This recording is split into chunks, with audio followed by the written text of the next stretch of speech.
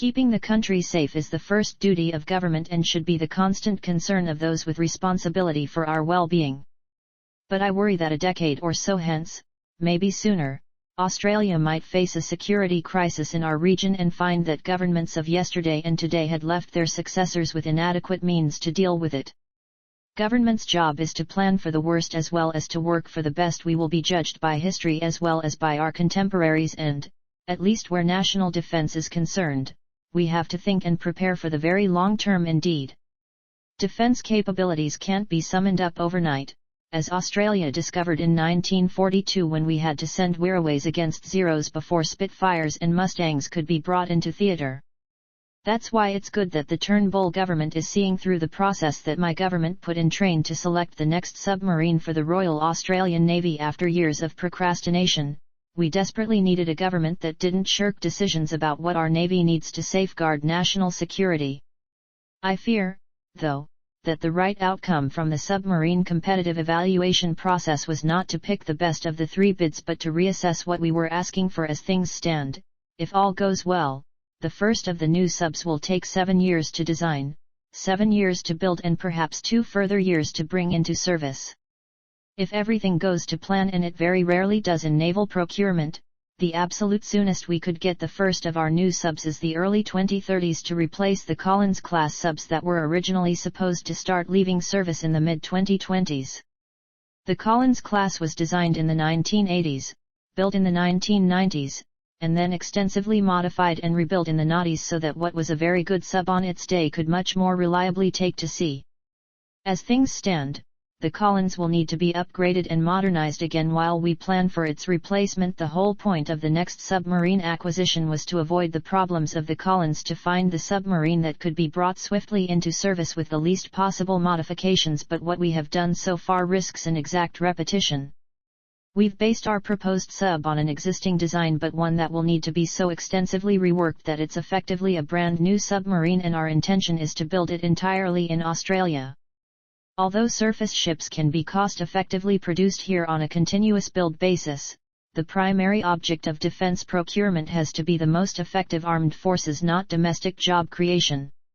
We don't build our jet fighters here, for instance, although we do build parts for them. So why insist on a local build, especially if there's a big cost penalty? A unique Australian boat is precisely what we wanted to avoid, but it's exactly what we now face because of our insistence on a submarine that, as well as being large and long range, was also conventionally powered.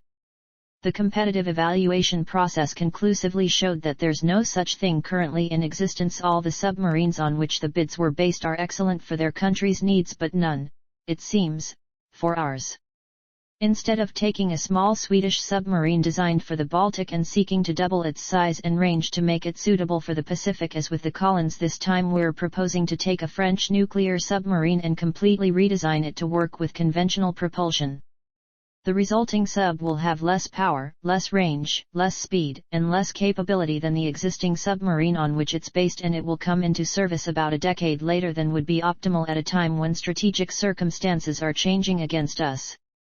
Hence the basic question, why should we spend years designing a sub that's inferior to one we could potentially have now? It's worth noting that Australia has not made a formal decision against acquiring nuclear-powered submarines so much as studiously avoided even asking the question, but now that the competitive evaluation process has established that there's no conventional submarine to be had anytime soon, this is a debate we should no longer avoid, especially as the strategic balance is shifting even faster now than last year's defense white paper anticipated. I'm not saying that we must go nuclear, but surely we should at least consider the option before the opportunity is lost for another several decades. The French-based design is hardly begun, let alone finalized. No contract to build has been signed and won't be for years. This is because it's a completely new sub inspired by, rather based on the existing nuclear model that needs to be designed from scratch rather than simply modified to take a different engine. So there is still a chance for further thought on this. There may even be a duty to consider Plan B should the design process be further delayed or should regional tensions show little sign of abating. Our region is building more and bigger submarines. Indonesia has 2 with 3 more coming, Singapore has 4 with 4 more coming, Vietnam has 6 and Korea has 14, Japan has 19 advanced conventional subs, India has 2 ballistic missile subs, 1 nuclear-powered attack sub, and 13 conventional subs with 6 more coming.